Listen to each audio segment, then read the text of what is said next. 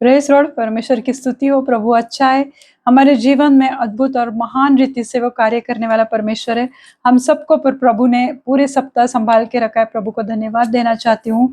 आज का वचन देखने के पहले हम प्रार्थना में जाएंगे, अपने सर को झुकाएंगे, आंखें बंद करेंगे। प्रभु को धन्यवाद देते इस समय के लिए। प्रभु जीवित परमेश्वर, हम सब आपके पवित्र हाथ में आते हैं। प्रभु जी, आप जीवन देने वाले महान परमेश्वर हो, आप चंगाई देने वाले परमेश्वर हो। हमारे सब चीज़ों को प्रभु आप ताल में लाने वाले परमेश्वर हो। हर एक चीज़ प्रभु आपने अपनी समय में बनाई हुई है और हर एक आशीष प्रभु आप अपने समय में हमें देते हैं परमेश्वर। इसलिए प्रभु यीशु मसीह हम आपको धन्यवाद देते हैं। प्रभु प्रभु यीशु, मैं प्रार्थना करती हूँ आज जितने लोग यहाँ पे देख रहे हैं प्रभु यीशु, हर एक को प्रभु मैं आपके पवित्र लहू से धोकर शुद्ध करती हूँ। प्रभु हर एक को छुओ, हर एक के जीवन में बहुत अच्छे काम करो प्रभु। आपका पवित्र आत्मा उनके जीवन में, उनके घरों में आने दो प्रभु, और वचन के द्वारा आप उनसे बात करो प्रभु। जो भी उनके जीवन में कमी घटी है, यीशु मसीह के नाम से वो निकल जाए इसी वक्त प्रभु। हर नींद आने वाली आत्मा, थकान वाली दुरात्मा को मैं डांटती हूँ यीशु मसीह के नाम से। प्रभु प्रार्थना करती हूँ ये वचन हर एक के जीवन में 100 गुना फलों को लेकर आए। आगे का समय प्रभु यीशु मसीह मैं आपके पवित्र हाथ में देती हूँ। सब विनती प्यारे यीशु मसीह के जलाली नाम से मांगती हूँ, आप इसे सुनिए और दया से कबूल कीजिए। आमीन। धन्यवाद देते हैं परमेश्वर को। आप लोग सब कैसे हैं? अच्छे हैं? परमेश्वर को स्तुति देते हैं। हमारे जीवन में बहुत बार ऐसा होता है मेरे प्रियो कि हम शॉपिंग करने जाते हैं, मॉल में जाते हैं, बहुत शॉपिंग करते हैं, बहुत सारी चीज़ें उठाते हैं, 2-2 3-3 घंटा हम लोग घूमते हैं, ये शॉप में, वो शॉप में, ग्रोसरी शॉप में चले जाएंगे, सब्जी लेंगे, बहुत सारी शॉपिंग करते हैं। पर एक प्रॉब्लम होती है कि जब बिलिंग काउंटर पे हम जाते हैं ना, तो लाइन देखकर, बड़े-बड़े क्यू देखकर ना हम लोग सोचते हैं, अरे कब मेरा नंबर आएगा, इतनी बड़ी कतार है, मुझे इतनी बड़ी कतार में रुकना पड़ रहा है, पता नहीं कितना टाइम लगेगा, घर जाना है, खाना बनाना है, फिर सब बातें याद आती है। पर जब हम शॉपिंग करते तब कुछ याद नहीं आता, तब हम मजे से शॉपिंग करते रहते। पर जब बिलिंग काउंटर पे जाते तो सब ऐसे परेशान, थके हारे एक दूसरे की ओर देखते रहते। तो ये सब क्यों होता है? क्योंकि लोगों में आज पेशेंस नहीं है, धीरज नहीं है। लोग अपना धीरज खो बैठे हैं। उन्हें ऐसा लगता है कि अरे मुझे आज जल्दी जाना है, मुझे ऑफिस के लिए जल्दी जाना है और मैं ट्रैफिक में फंस गया हूँ। लोग ऐसे चिड़चिड़े हो जाते हैं कि कब सिग्नल छूट जाए, कब हम निकल जाए इस भीड़ में से। तो लोग तुरंत इम्पेशेंट हो जाते हैं कि ट्रैफिक में अटक गए हम लोग। तो आज किसी के पास हम देखते हैं तो पेशेंस नहीं है। जब मुश्किलों में हम फंस जाते हैं या तुम्हारे दोस्तों ने आपके साथ विश्वासघात किया है या आपकी गवाही के कारण लोग आपको ठट्टों में उड़ाते हैं, आपकी मजाक, आपका मजाक बनाते हैं। अगर हम उनको कोई हमारी टेस्टिमनी बांटते हैं तो वो लोग उस बात पर हंसते हैं। और अगर तुम्हारे किसी करीबी दोस्त ने या फैमिली मेंबर ने तुम्हारे साथ विश्वासघात किया है, तुम्हें फंसाया है, बिट्रे किया है और बार-बार वो लोग करते रहते, तो हम लोग नाराज़ हो जाते हैं। तो हमारी फर्स्ट प्रतिक्रिया क्या होती है? हमारा फर्स्ट रिएक्शन क्या होता है? कि लोग नाराज़ होते हैं, दुखी होते हैं और फिर हम देखते हैं कि अ, गुस्सा करते हैं और तनाव में आते हैं, हताश हो की ओर चले जाते हैं। ये सब बातों की लोगों की ये फर्स्ट रिएक्शन होती है, क्योंकि उनके अपनों ने उनको सताया, फँसाया और ये रिपीट होता है। तो इसकी वजह से लोगों की फर्स्ट रिएक्शन होती है कि एक तो उन्हें गुस्सा आता है, एक तो वो निराश होते हैं या हताश की ओर चले जाते हैं। और ये सब बातें क्यों होते हैं? क्योंकि उनमें धीरज नहीं है, उनमें धैर्य नहीं है। उस परिस्थिति का सामना करने के लिए, उसमें डटकर खड़े रहने के लिए, परमेश्वर के ऊपर विश्वास करने के लिए, परमेश्वर पे धीरज धीरज से धैर्य बांधने के लिए उनके पास वो पेशेंस नहीं है। इसलिए वो तुरंत अपना आपा खो देते हैं और लोगों को सब कुछ अभी के अभी चाहिए, तुरंत चाहिए। आज हम देखते हैं कि लोगों जब होटल में जाते हैं तो भी लोग सोचते हैं अरे ये डिश बहुत देर से आएगी, तो अभी इंस्टेंट क्या मिलेगा, तो वो चीज़ हम लोग ऑर्डर करते हैं, क्योंकि किसी को रुकने के लिए टाइम नहीं है और सबको सब कुछ अभी के अभी चाहिए। शादी करने अभी के अभी लड़की चाहिए, अभी के अभी लड़का चाहिए, जॉब मुझे अभी के अभी चाहिए, जैसे जॉब मिलता है मुझे तुरंत प्रमोशन चाहिए। मतलब आज लोगों को सब कुछ अभी के अभी चाहिए। अगर वैसा नहीं होता है तो लोग अपना धीरज, अपने पेशेंस खो देते कि क्या मैं प्रार्थना कर रहा हूँ या प्रार्थना कर रही हूँ पर मुझे फल नहीं मिल रहा है, मुझे जॉब में कुछ सफलता नहीं मिल रही है, तो लोग इम्पेशेंट हो जाते, वो अपना धीरज खो देते हैं। जब सब कुछ आपकी इच्छा अनुसार चल रहा है तो सब कुछ अच्छा होता है ना। जब सब कुछ अच्छा चल रहा है, सब तुम्हारी इच्छा के अनुसार चल रहा है, तो धीरज को दिखाना बहुत आसान होता है कि सब जैसे हमने सोचा कि ये टाइम पे मुझे ये होना चाहिए, हमने प्लानिंग किया, शादी हो गई, 2 साल बाद बच्चा है होना चाहिए।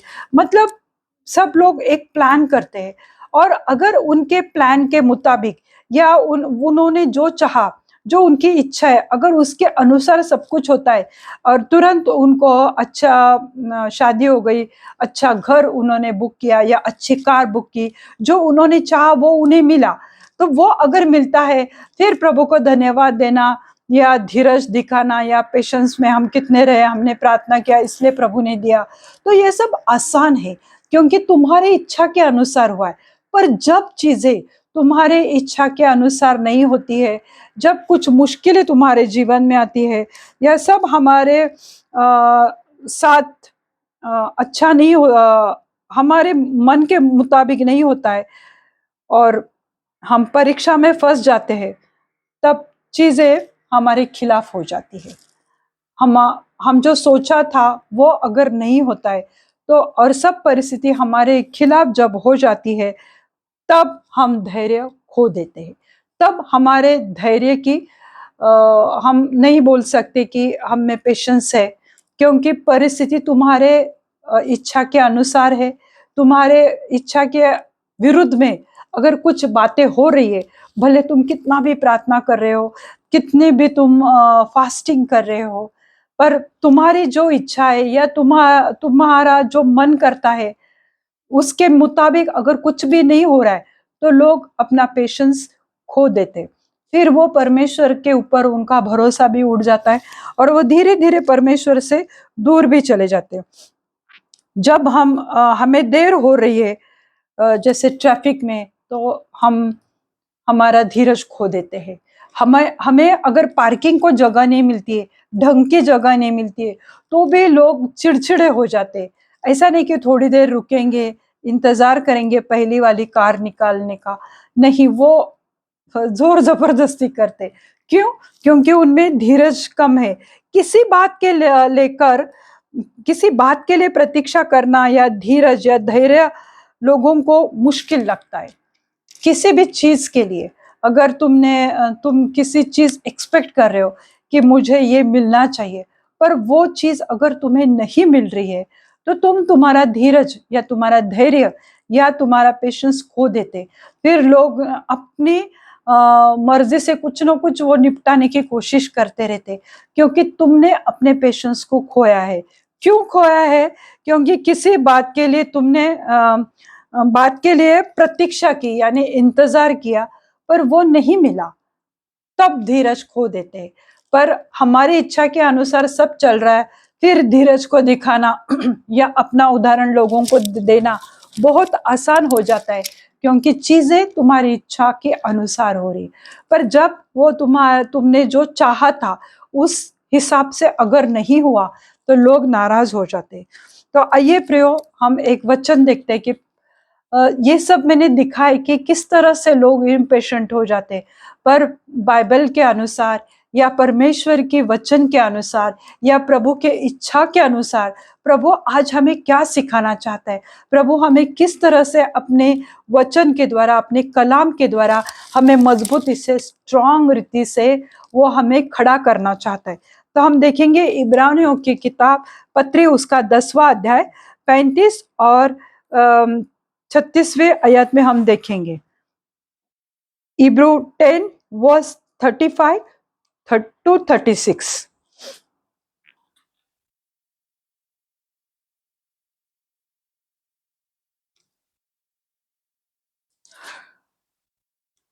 इसलिए अपना हियाव मत छोड़ो, क्योंकि उसका प्रतिफल बड़ा है। हियाव मतलब धीरज, धैर्य, पेशेंस। प्रभु का वचन कहता है, इसलिए अपना हियाव मत छोड़ो, क्योंकि इसका प्रतिफल बड़ा है। जो कुछ भी तुम धीरज से परमेश्वर के पास मांगते हो, तो वो जो तुम्हारा धीरज है, वो जो तुम पेशेंस से परमेश्वर के साथ मांगते हो, तो उसका जो तुम्हें रिवॉर्ड मिलने वाला है, जो प्रतिफल मिलने वाला है, वो बहुत बहुत बड़ा होता है। 36 आयत में लिखा है, क्योंकि तुम्हें धीरज धरना आवश्यक है, ताकि परमेश्वर की इच्छा को पूरी करके तुम प्रतिज्ञा का फल पाओगे। क्योंकि तुम्हें धीरज धरना आवश्यक है। अगर तुम्हें कुछ नहीं मिल रहा है, जो तुमने सोचा है, अगर वो नहीं मिल रहा है, तो प्रभु का वचन कहता है कि तुम्हें धीरज धरना आवश्यक है। तुम्हें पेशेंस से काम लेना पड़ेगा। तुम्हें गड़बड़ी हड़बड़ी में कुछ भी गलत डिसीजन नहीं लेना चाहिए। जब भी हम ऐसे परिस्थिति में जाते मेरे प्रियो, तो बहुत बार हम गलत डिसीजन लेते, हमारे जीवन के लिए, हमारे जॉब के लिए, हमारे जीवन साथी के लिए। बहुत सारी चीजें हैं। अगर हमारे पति पत्नी में नहीं बनती, तो आजकल मैंने जैसे पिछली बार भी बोला था कि लोग तुरंत डिवोर्स लेते हैं। तो ऐसे बहुत सारी चीजें कि वो हड़बड़ी में होती है, क्योंकि उन्होंने पेशेंस नहीं रखा है। क्योंकि क्या हुआ, उनकी पत्नी ने या उनके पति ने उन्हें बार बार उनके साथ धोखा दिया है, इसलिए वो लोग गलत डिसीजन लेते। पर आज धीरज रखना लोगों के लिए मुश्किल हुआ है। फिर भी प्रभु क्या कह रहा है, क्योंकि तुम्हें धीरज धरना आवश्यक है, ताकि परमेश्वर की इच्छा अगर प्रभु आज तुम्हें नहीं दे रहा है, तो इसके पीछे परमेश्वर के पास बहुत बड़ा उद्देश्य है, बहुत बड़ा ध्येय है। परमेश्वर के पास तुम्हारे लिए बड़ा विकल्प है, बड़ी योजना है, और तुम्हें उस संकल्प के अनुसार चलना पड़ेगा। आज तुम्हें नहीं मिल रहा है, तुम दुख में बैठे, निराश हुए, हताश हुए, निराशा की ओर चले जा रहे, तुम लोग हताशा की ओर चले जा रहे। क्यों? अगर आज अभी वो चीज तुम्हें नहीं मिल रही, जिसको तुमने बहुत इंतजार किया था, एक्सपेक्ट किया था, तुम्हें लग रहा था कि ये 100% होने वाला है, पर वो नहीं हुआ, तो इसके लिए हमें हियाव बांधना है। धीरे से हमें परमेश्वर को पूछना चाहिए कि प्रभु आज अगर नहीं मिला, तो इसके लिए तुम्हारे पास कुछ तो बड़ी योजना है, और वो तुम्हारी बड़ी टेस्टिमनी बन सकती है। क्योंकि तुम्हें धीरज धरना आवश्यक है, ताकि परमेश्वर की इच्छा को पूरी करके तुम प्रतिज्ञा का फल पाओगे।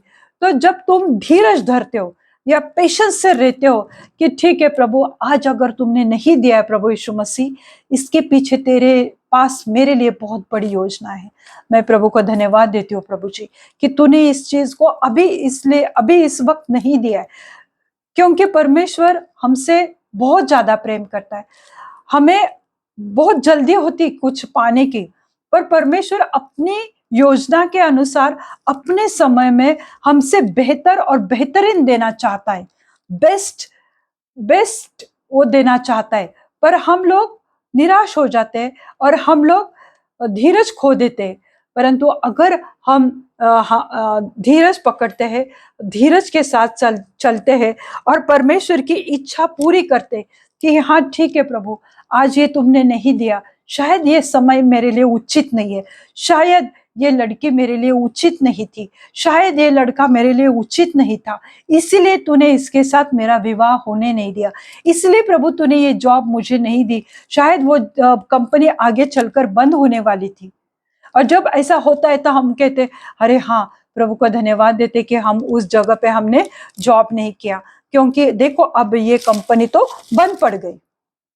तो मतलब परमेश्वर अगर हमें उस वक्त नहीं दे रहा है, तो परमेश्वर के पास हमारे लिए बहुत बड़ी योजना होती है, और जब हम उसकी इच्छा के अनुसार चलते, तब हम उसकी प्रतिज्ञा का फल पाते। तो प्रतिज्ञा यानी प्रॉमिस, जो उसने हमें प्रॉमिस दिया है। वो कहता है कि डर मत, मैं तुम्हारे साथ हूं। प्रभु कहता है कि अगर तू मेरे ऊपर भरोसा करेगा, तो तूने कभी सोचा भी नहीं था, ऐसी चीजें मैं तुम्हें दिखाऊंगा। परमेश्वर के ऐसे अद्भुत वचनों को मैं तेरे सामने प्रस्तुत करूंगा कि जिसकी तुमने कभी कल्पना भी नहीं की थी।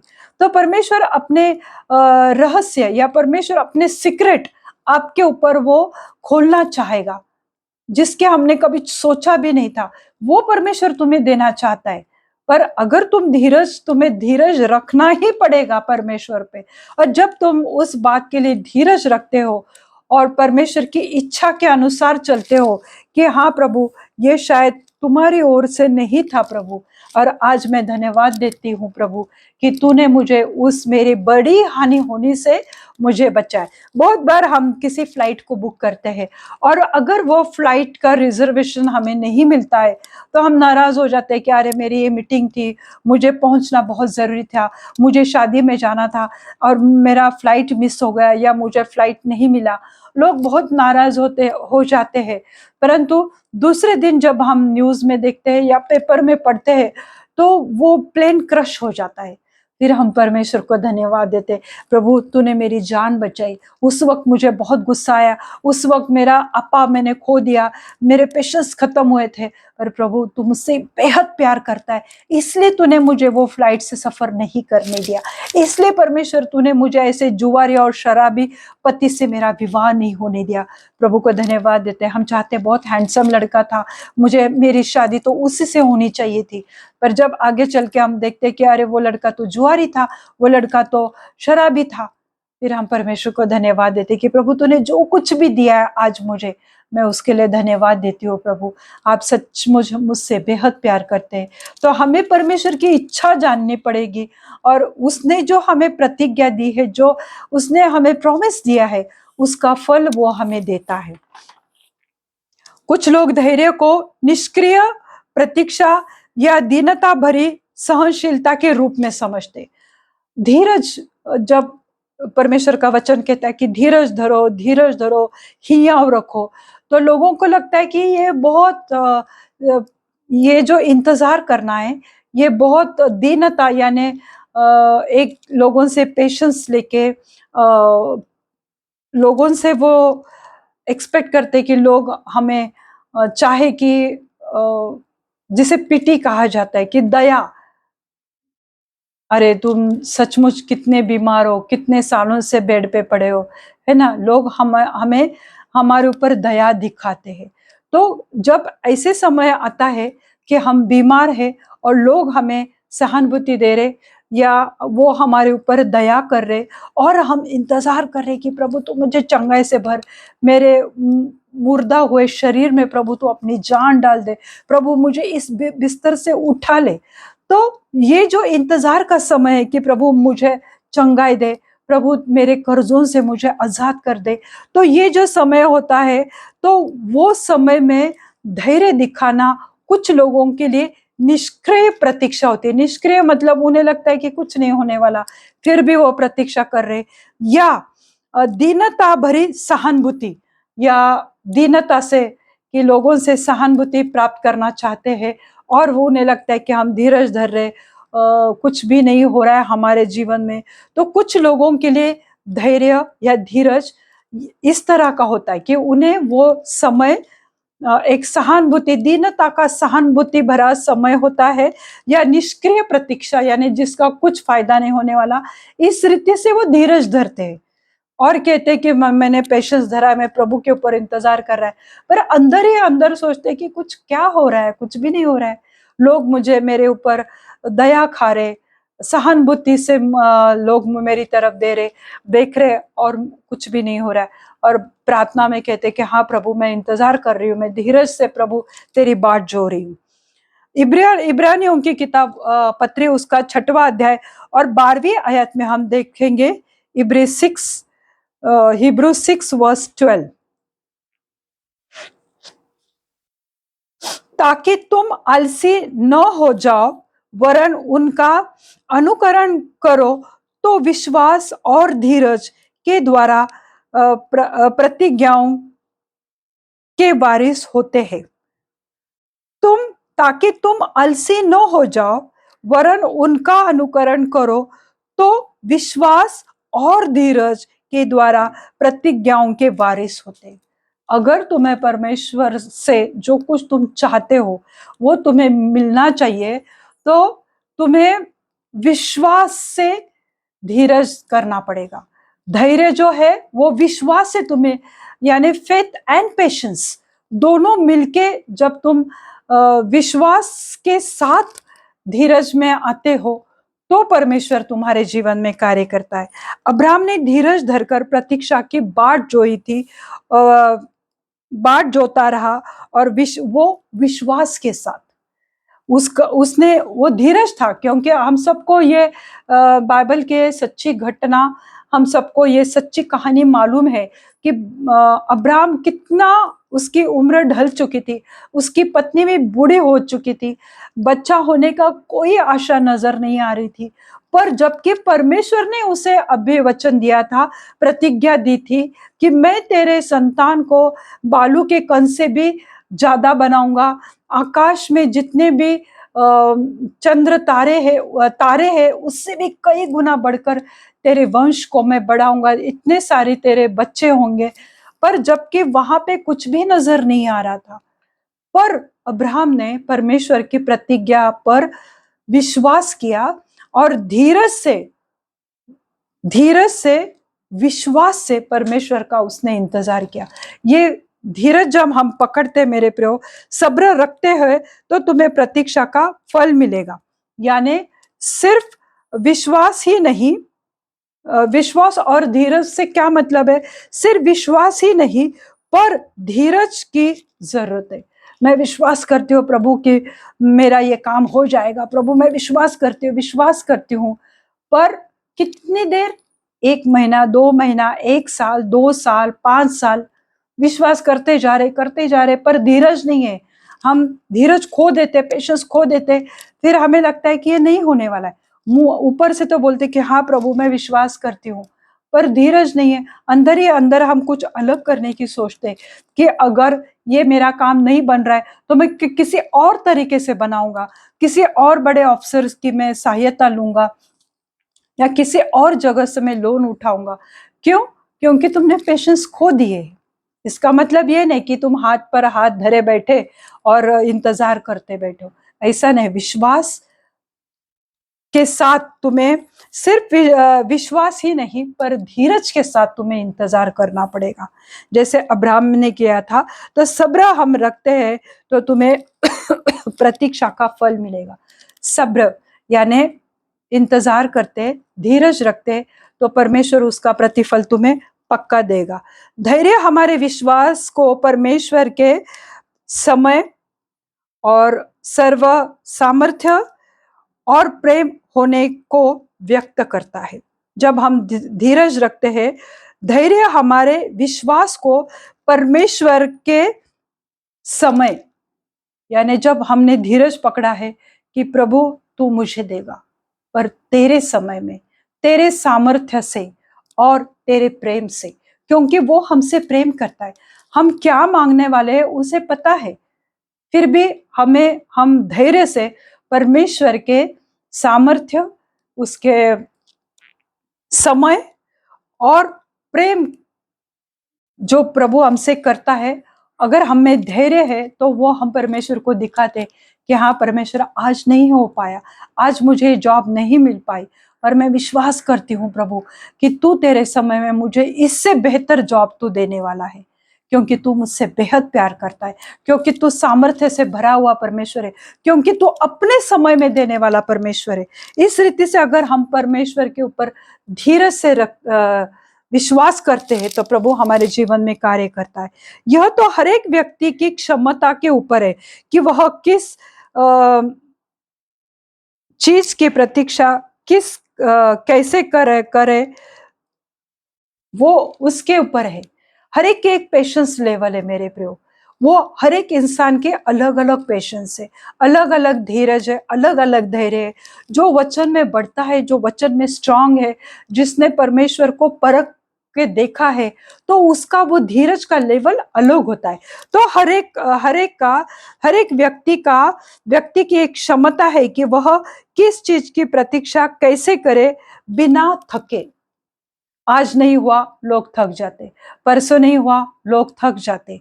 पर प्रभु कहता है, परमेश्वर का वचन कहता है कि हर एक के अलग अलग लेवल है मेरे प्रियो इंतजार करने की, और हर एक व्यक्ति की क्षमता है कि वह किस चीज की प्रतीक्षा कैसे करे बिना थके।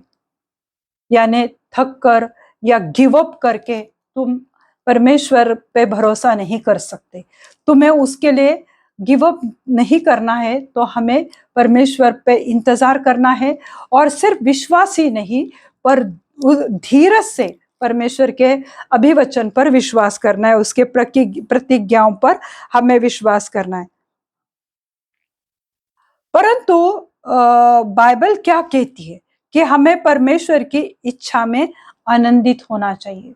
फिलिपियों के पत्र उसका 4 अध्याय और 4वें वचन में लिखा है कि सर्वदा प्रभु में आनंद करो, हमेशा परमेश्वर में आनंदित रहो। पर बाइबल तो ये कहती है कि तुम्हारा काम तो नहीं हुआ है, तुम्हारी शादी तो इस साल नहीं हुए, इस साल तुम्हारा बच्चा तो नहीं हुआ है, तो ये तुम्हारे धैर्य का लेवल है कि तुम किस तरह से विश्वास करते हो, किस तरह से धीरज करते हो। पर प्रभु बाइबल क्या कहता है तुम्हारे धीरज के बारे में, कि हमेशा प्रभु में आनंदित रहो। आज नहीं हुआ, प्रभु धन्यवाद देती हूँ कि तू अपने समय पे काम करेगा। इब्रानियों की किताब उसका 12वां अध्याय और दूसरी आयत में हम देखते हैं, हिब्रू 12:2, और विश्वास के कर्ता और सिद्ध करने वाला यीशु की ओर ताकते रहो, जिसने उस आनंद के लिए जो उसके आगे धरा था लज्जा की कुछ चिंता न करके क्रूस का दुख सहा और परमेश्वर के सिंहासन की दाहिने ओर जा बैठा। प्रभु यीशु मसीह की तरफ देखो, उसका धीरज देखो, उसका पेशेंस देखो, कि जब लोग उसके ऊपर गलत इल्जाम लगा रहे थे, जब लोगों ने उसके मुंह पे थूका, जब लोगों ने उसकी दाढ़ी को खींचा, उसको चांटे मारे, उसको ठट्टों में उड़ाया, पर वो चुप रहा मेरे पे। वो शांति से वो सब सहन कर रहा था। लोग हमेशा, शास्त्री और फरीसी लोग हमेशा, उन्होंने प्रभु यीशु मसीह को गलत ठहराने की कोशिश की। हमेशा हम देखते हैं कि परमेश्वर को, उन्होंने प्रभु यीशु मसीह को हमेशा उन्होंने गलत कहा था, पर वो धीरज से सब सहते गया था। जब उसको क्रूस की वो दर्दनाक या श्रापित उसकी मौत होने वाली थी, उसे पता था, पर वो धीरज से सब बर्दाश्त कर रहा था। उसने सब कुछ सहन कर लिया, क्योंकि विश्वास के कर्ता और सिद्ध करने वाले यीशु की ओर ताकते रहो। जब भी हम बुरे हालातों में से गुजर रहे, जब भी हमें लग रहा है कि कुछ अच्छा नहीं हो रहा है मेरे लिए कुछ भी चीजें सही नहीं हो रही है, मैं जो कुछ मांगता हूँ कुछ अलग ही हो रहा है, तब ऐसे समय में जब हम निराशा की ओर चले जाते हैं, हम थक जाते हैं हमारे परिस्थितियों का सामना करते करते, तब जो विश्वास का करता, जो विश्वास रखने वाला हमारा प्रभु यीशु मसीह, उसकी ओर ताकते रहो, यानी उसकी ओर देखो कि उसने कितना बर्दाश्त किया मेरे प्रभु। उसने लज्जा की भी परवाह नहीं की। ताकते रहो जिसने उस आनंद के लिए, कौन सा आनंद था कि जब उसकी मृत्यु होकर, वो मृत्यु पर विजयी होकर अपने पिता की दाहिने ओर जाकर बैठने वाला था हमेशा के लिए। वो उसका आनंद था। अभी वो सफर कर रहा था, अभी वो दुख दर्द सह रहा था, पर वो धीरज में बैठा था। उसने धैर्य नहीं खोया, उसने अपने पेशेंस को नहीं खोया था, कि क्योंकि उसको वो आनंद चाहिए था जो बाद में मिलने वाला था। भले वो अभी कठिनाइयों से में जा रहा था, भले अभी वो दुख दर्द उठा रहा था, लोग गलत इल्जाम लगा रहे थे ताकि उसका पेशेंस खत्म हो जाए। उसके मुंह पे कह रहे थे कि देखो ये यहूदियों का राजा, राजा बोलकर उसको ताने मार रहे थे, उसको थप्पड़ मार रहे थे, सब कुछ कर रहे थे, पर वो उस ओर नहीं देख रहा था। तो वो जो बाद में आने वाला बड़ा आनंद था उसके ओर देख रहा था। हम क्या करते हैं, हम जब भी हमारे इच्छा के अनुसार चीजें नहीं होते, तुरंत हम निराश हो जाते हैं। हमें टॉलरेंस नहीं है, हमें बर्दाश्त करने की ताकत नहीं है, तो हम तुरंत रिएक्ट करते हैं, हम गुस्सा करते हैं, हम गुस्सा भरा जवाब देते हैं, एक कहा तो हम दो बातें सुनाते हैं। पर प्रभु यीशु मसीह उस आनंद के लिए जो उसके आगे था, लज्जा की कुछ चिंता न करते हुए क्रूस का दुख को उठाए। लज्जा, कौन सी लज्जा थी? उसके वस्त्र निकाले मेरे प्रियो, उसे हमारे लिए नंगा किया। इतनी सारी भीड़ थी, उसके वस्त्र निकाले मेरे प्रियो। एक लज्जा की ही बात थी। अगर हमारे साथ प्रभु ना करे कि ऐसी कभी दुर्घटना हुई तो हम बर्दाश्त भी नहीं कर पाएंगे। पर प्रभु यीशु मसीह के वस्त्र भी उन्होंने निकाले थे, और उस लज्जा की भी उसने परवाह नहीं की कि लोग मुझे नाम रख रहे, लोग मेरे ऊपर थूक रहे, लोग मेरे ऊपर हंस रहे, ठट्टा उड़ा रहे। उस लज्जा को भी उसने नहीं देखा, वस्त्र निकाले, उसकी भी उसने परवाह नहीं की मेरे प्रियो। और न करके क्रूस का दुख सहा। जो क्रूस का हमने देखा था गुड फ्राइडे के समय की क्रूस का दुख दर्द कितना बड़ा था, वो भी उसने सहा और परमेश्वर के सिंहासन की दाहिने ओर जा बैठा। पेशेंस पेशेंस रखे उसने, धीरज रखा, धैर्य रखा। मारते गए, पीटते गए, भाला उसके छाती में डाला लोगों ने, उसके सर पे कांटों का ताज पहनाया, बहुत कुछ किया। दुख, दर्द, परेशानी, लज्जा, सब चीजों में से गया मेरे प्रियो, पर उसने धीरज नहीं खोया। न उसने किसी को पलट के जवाब दिया। उसको पूछा गया कि क्या तू यहूदियों का राजा है? उसने कहा कि तुम कहते हो वैसा है।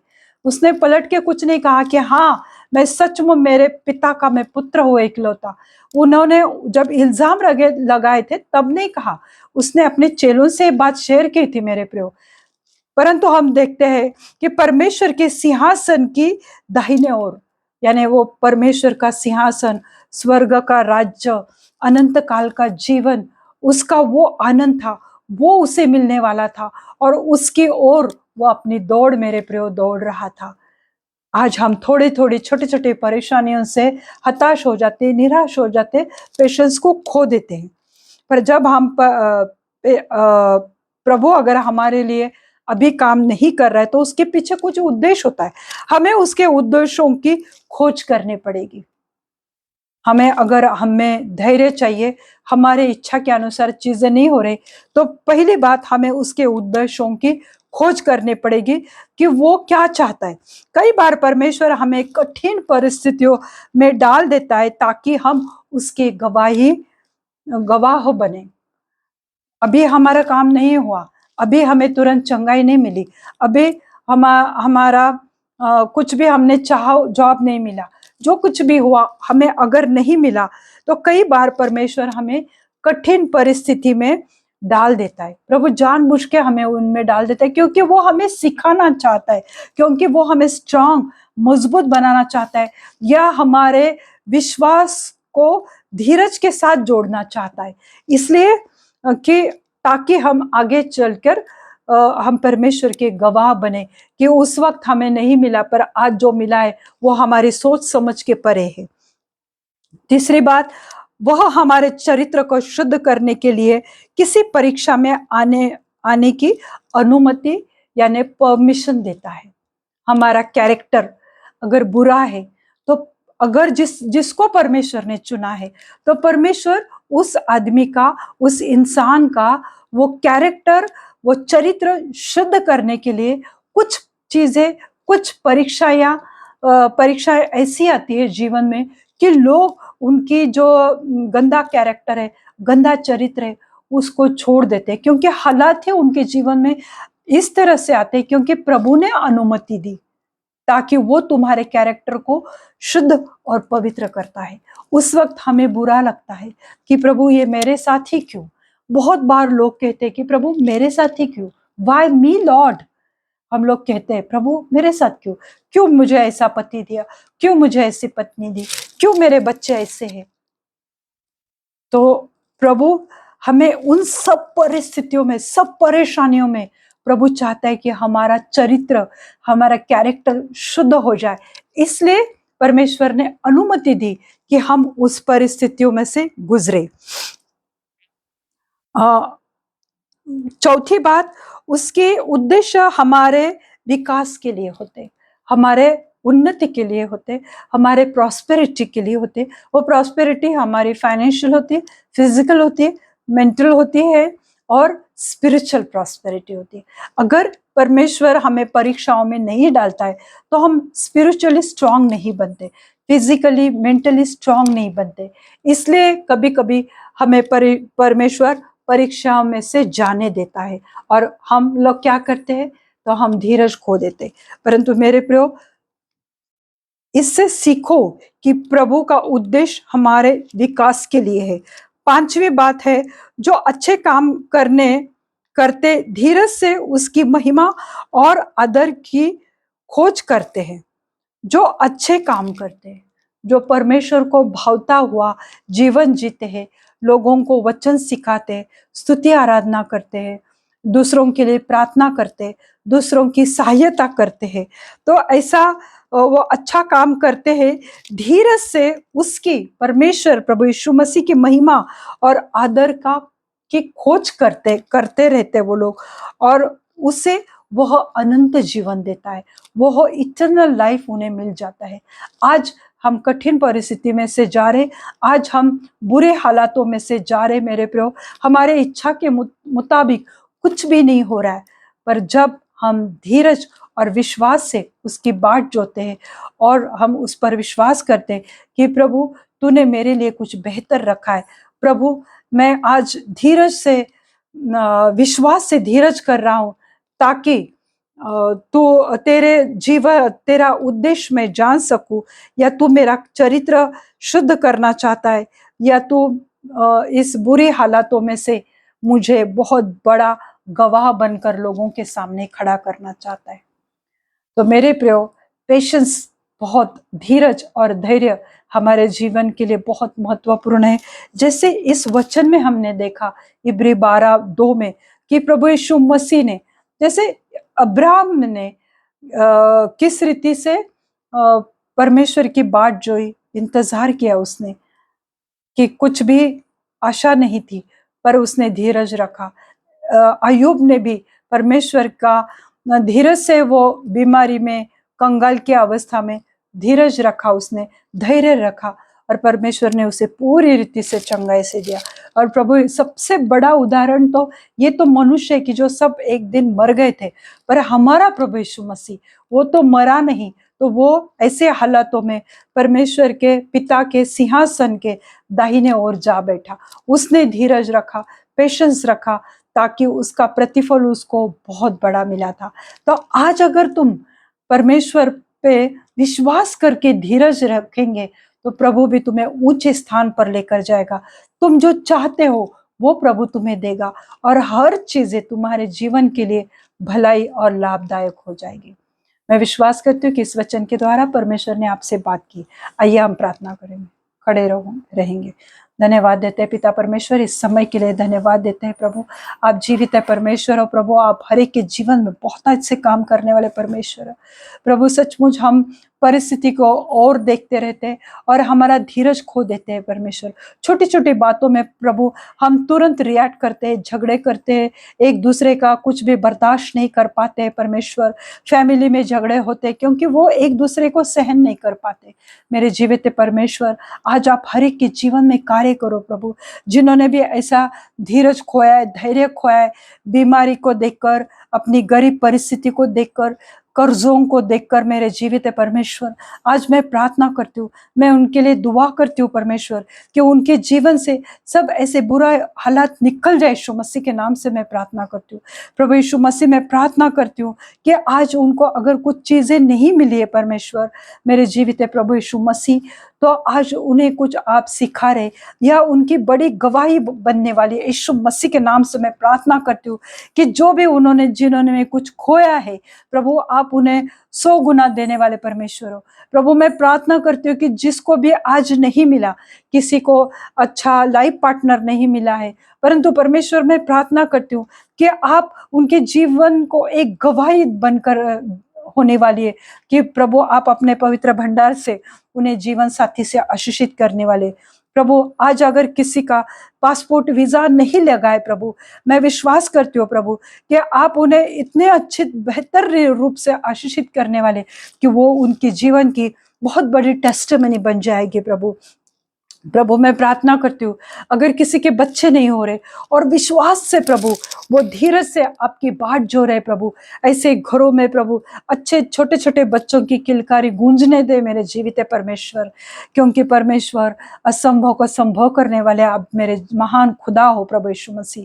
प्रभु यीशु मसीह मैं प्रार्थना करती हूँ मेरे जीवित परमेश्वर कि जो लोग कर्जों में पूरी रीति से डूब चुके हैं प्रभु, उन्हें कुछ नजर नहीं आ रहा है, कुछ लोगों ने तो सुसाइड करने की भी सोची है, परंतु प्रभु आप उनके जीवन में आज अभी इसी वक्त मार्ग को खोलने वाले हैं प्रभु, और उनका जीवन आपके आनंद से भरने वाला है प्रभु जी। प्रभु जी मैं प्रार्थना करती हूँ प्रभु, जो भी बिस्तर में पड़े हैं और उन्होंने आशा खो दी है कि वो कभी चंगे हो जाएंगे, परंतु आज ही प्रभु उनके जीवन में आप कार्य करो प्रभु, और उन्हें पूरी रीति से अपनी चंगाई से भर दो मेरे जीवित परमेश्वर। हाँ प्रभु यीशु मसीह मैं प्रार्थना करती हूँ एड्स कैंसर ट्यूमर के पेशेंट के लिए प्रभु, उन्हें पूरी रीति से चंगाई से भर दो प्रभु। जो भी केमोथेरेपी रेडिएशन से जा रहे उसके साइड इफेक्ट उनके शरीर में हो रहे प्रभु, उन्हें पूरी रीति से चंगाई दो प्रभु। प्रभु जी मैं प्रार्थना करती हूँ प्रभु जी, जो भी अर्थराइटिस के पेशेंट है प्रभु, जिनके भी हाथ में दर्द है, पैर में दर्द है, घुटने में दर्द है, एडी का दर्द, spondylitis, frozen shoulder, tennis elbow प्रभु, हर एक जॉइंट को आपके पवित्र लहू से ढक देती हो प्रभु। उनके हाथ की जकड़न को यीशु मसीह के नाम से मैं रिलीज करती हूँ इस वक्त प्रभु, उन्हें पूरी रीति से चंगाई से भर दो मेरे जीवित परमेश्वर। प्रभु मैं प्रार्थना करती हूँ जो भी थायराइड के पेशेंट है, जो भी बीपी के पेशेंट है, डायबिटीज के पेशेंट है प्रभु, उनका thyroid, BP, diabetes, sugar normal हो जाए यीशु मसीह के नाम से, हर दवाई निकल जाए उनके शरीर से, जीवन से यीशु मसीह के नाम से मैं प्रार्थना करती हूँ प्रभु जी। प्रार्थना करती हूँ परमेश्वर, जो भी पेट की परेशानी है, इनडाइजेशन की प्रॉब्लम है, हर्निया की प्रॉब्लम है प्रभु, स्टोन की प्रॉब्लम है, किडनी की प्रॉब्लम है, हर एक प्रॉब्लम को, हर एक वो उस दर्द को मैं डांटती हूँ, बीमारी को मैं डांटती हूँ यीशु मसीह के नाम से प्रभु। उनकी किडनी पूरी रीति से काम करने दो यीशु मसीह के नाम से प्रार्थना करती हूँ। प्रार्थना करती हूँ हर एक स्वेलिंग की, सूजन की दुरात्मा को मैं डांटती हूँ यीशु मसीह के नाम से प्रभु। जो भी पैरों में स्वेलिंग आती है, शरीर पे स्वेलिंग है, चेहरे पे स्वेलिंग है, उसको मैं डांटती हूँ यीशु मसीह के नाम से प्रभु जी। आप उन्हें पूरी रीति से चंगाई से भर दो प्रभु। हर एक यूरिक एसिड की प्रॉब्लम को मैं डांटती हूँ यीशु मसीह के नाम से प्रभु जी। प्रभु जी जिनके भी स्त्रियों में इन्फेक्शन है प्रभु, यूरिन इन्फेक्शन है प्रभु जी, उनको पूरी रीति से चंगाई से भर दो मेरे जीवित परमेश्वर। मेरे परमेश्वर, मेरे जीवित खुदा प्रभु यीशु मसीह मैं प्रार्थना करती हूँ प्रभु जी, जिनके भी पासपोर्ट और वीज़ा के लिए कोई प्रार्थना करता है प्रभु, उनका वीज़ा, उनका पासपोर्ट रिलीज हो जाए यीशु मसीह के नाम से। हर एक डॉक्यूमेंट्स को मैं आपके पवित्र लहू से मैं ढक देती हूँ प्रभु जी। हर एक बाधा को मैं डांटती हूँ यीशु मसीह के नाम से। हर एक डिले के स्पिरिट को मैं यीशु मसीह के नाम से जड़ से उखड़ कर अग्नि में भस्म कर दे देती हूँ प्रभु। और हर एक डिले, हर एक देर होने वाली स्पिरिट को मैं डांटती हूँ यीशु मसीह के नाम से। अभी इसी वक्त प्रार्थना करती हूँ कि उनके डॉक्यूमेंट्स रिलीज हो जाए, उनका वीजा, उनका पासपोर्ट अप्रूव्ड हो जाए यीशु मसीह के नाम से मैं प्रार्थना करती हूँ मेरे जीवित परमेश्वर।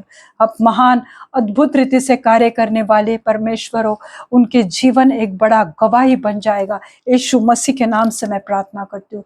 प्रार्थना करती हूँ मेरे परमेश्वर, मेरे सच्चे खुदा, कि जो कुछ कोई भी धीरज से, विश्वास से आपकी ओर ताक रहा है प्रभु, अपने जीवन साथी के लिए प्रभु, उन्हें अच्छे लाइफ पार्टनर से आशीषित करो, जो अपने आपके पवित्र भंडार से प्रभु उन्हें दे दो प्रभु, और उनके हर एक प्रार्थनाओं का जवाब दो मेरे जीवित परमेश्वर।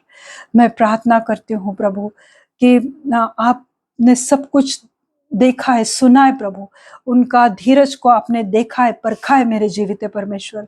आज वो समय है कि आप उनके प्रार्थनाओं को जवाब देने वाले हैं परमेश्वर। धन्यवाद देती हूँ मेरे जीवित परमेश्वर, आपके नाम की महिमा करती हूँ प्रभु, कि आपने इस प्रार्थना में कार्य किया है, और जिसको जो जरूरत है प्रभु, आपने उनकी हर एक जरूरतों को पूरा किया है। मैं धन्यवाद देती हूँ प्रभु। आगे का समय मैं प्यारे यीशु मसीह के हाथ में देती हूँ और सब ये विनती प्यारे यीशु मसीह के जलाली नाम से मांगती हूँ, आप इसे सुने और दया से कबूल कीजिए। आमीन। पिता का प्रेम, पुत्र का अनुग्रह और पवित्र आत्मा की शांति आप सबके जीवन में अभी से लेके अंत तक बनी रहे। प्रभु अपनी शांति से आपके जीवन में कार्य करे और प्रभु आपको धीरज दे, धैर्य दे, पेशेंस दे और आपको आशीषित करे। आमीन। धन्यवाद देती हूँ कि आपने इस वचन को पूरी रीति से सुना, प्रार्थना में सहभागी हुए। प्रभु को धन्यवाद देती हूँ। God bless you all. Thank you.